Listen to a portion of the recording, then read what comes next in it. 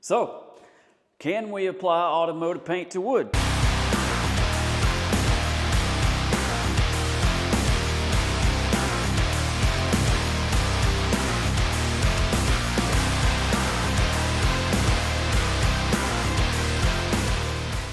So today we're in the paint booth. We're going to do something a little different today. We're working with wood.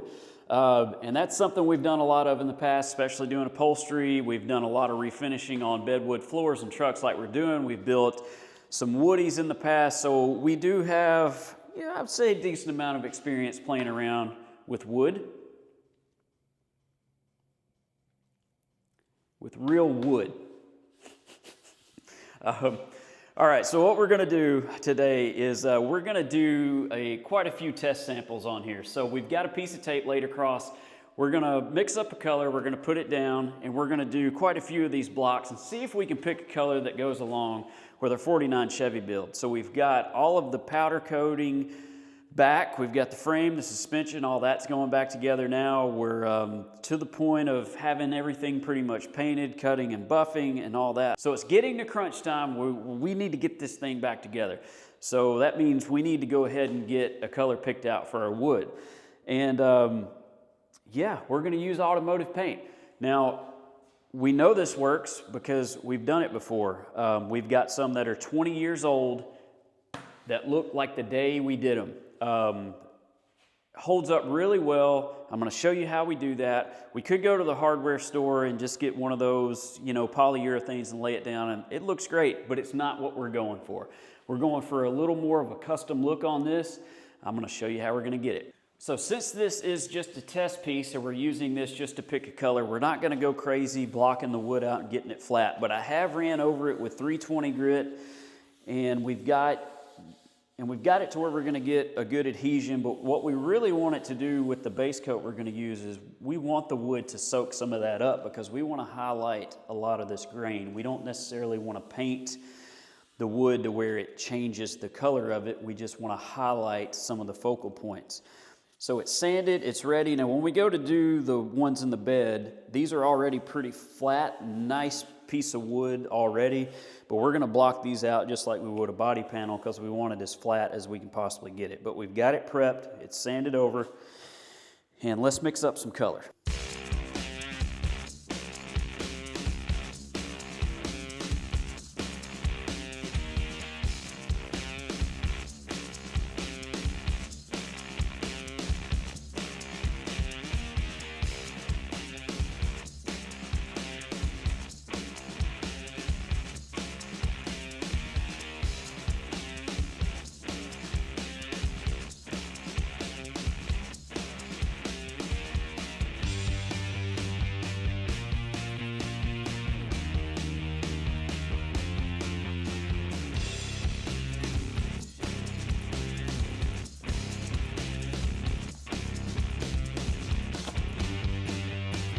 Just that quick. It's already soaked it up. It's only been 30 seconds.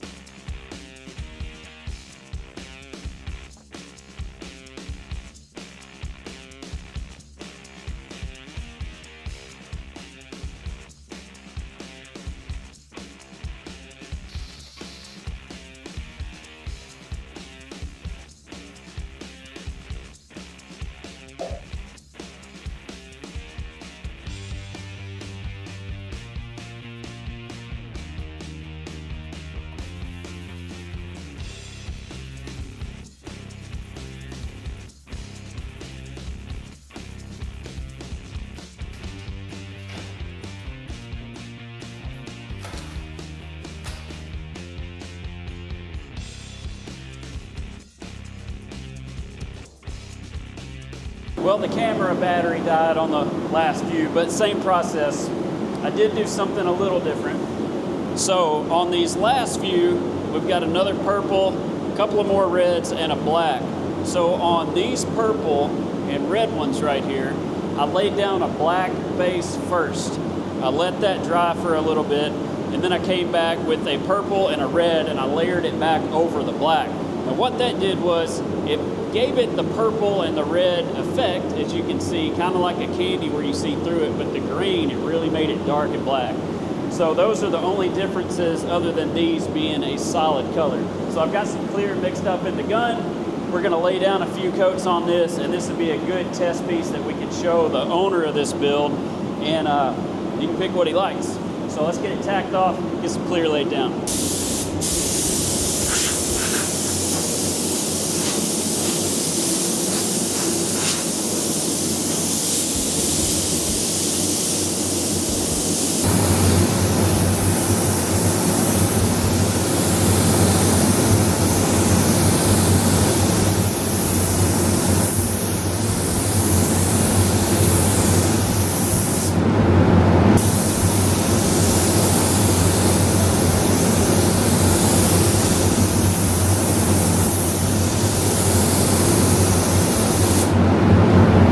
Colors to choose from. I had a couple I really liked in here. I liked this one. Let's see. I really liked that one. We did that black first and did the red back over the top of it and kind of thinned it out. I thought that was a really cool look.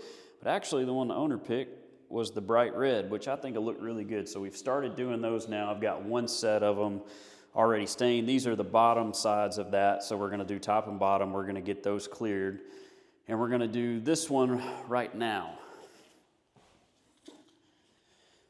So the way we're doing that is we've got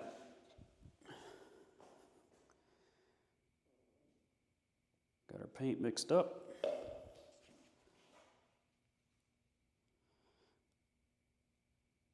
Foam brush.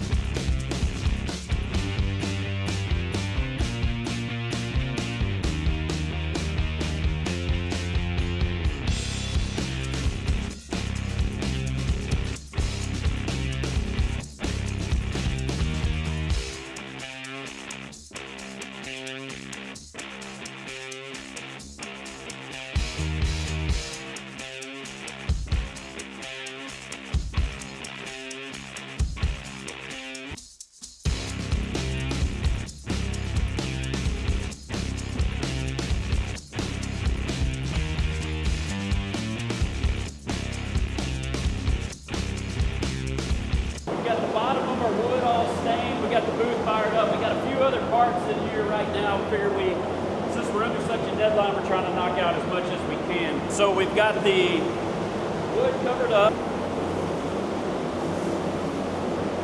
So that turned out really nice. We've got all that sealed. Just gonna leave this covered while we spray our base coat so we can knock out multiple parts, but we've got a few pieces like our center section, drive shaft, we're gonna go body color. And then we've got the rear ender fenders and the front valance in here that we're gonna shoot the back sides of right now, laying those down. Hopefully within the next couple days, we can flip them back over and get those shot.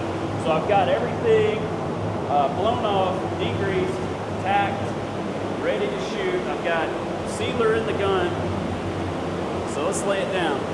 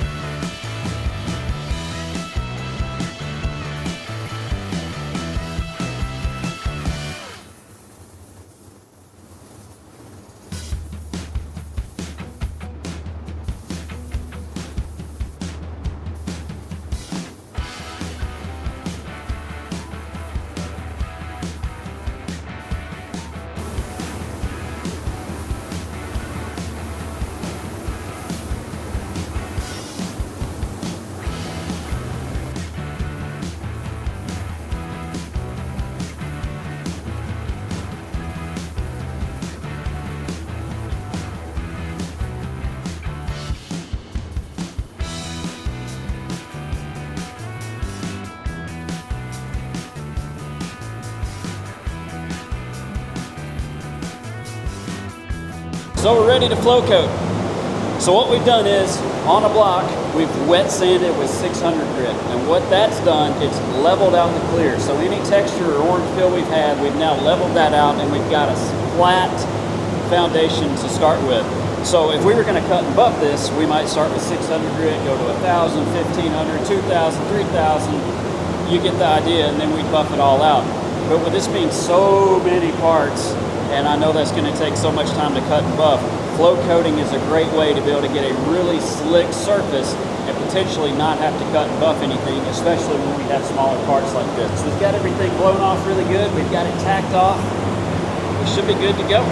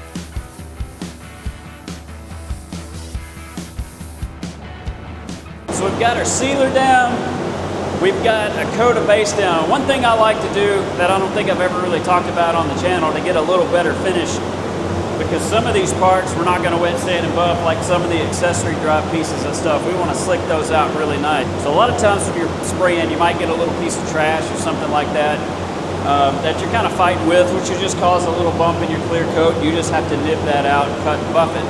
A A lot of times you can prevent that though. So like we've got a coat of base laid down, and I've got a couple of just tiny little specks that are on this accessory drive. And I want to go ahead and get rid of those. So something that I like to use, and DASA had these Rhino Soft pads. This is 600 grit. Check this out. So we've got 600 grit paper on the top side, but we've got a foam backing. So what we can even do is fold this over. I like to use it this way. We'll do it wet. Creates a really soft sanding surface because all we're doing is just barely knocking over that little speck that we're seeing when we're laying down our color. So I've already started to rub over this a little bit so you can see some of the sanding right there. But I don't know if you can see it. Let's see if I can focus it right there. See that little bitty speck?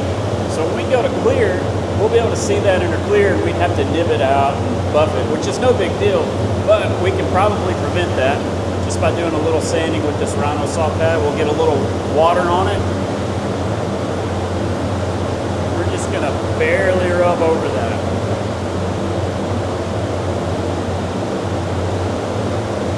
Just like that, that little speck is now gone. We applied pretty much no pressure at all. We got rid of the speck that was there, so we're not going to have to fight with that. Hopefully we won't get any more. Get this dried off, tack it off one more time, and start laying down some more color.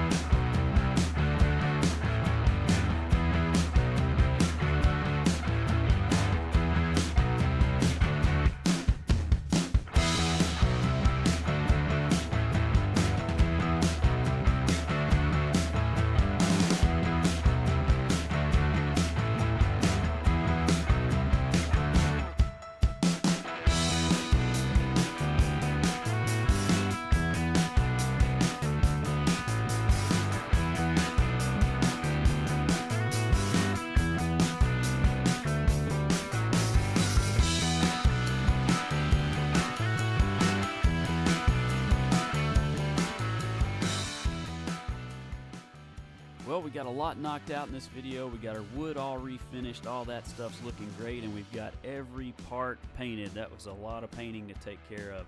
We also got our powder coated parts back, which looks awesome, and we've got the chassis pretty much fully assembled. We've got the drivetrain in it, making really good progress. So as always, I appreciate you guys watching. We really appreciate the support, all the great comments, and also there's lots of merch over on the website. I've got the link in the description below. Go over there, check it out. See you guys next time.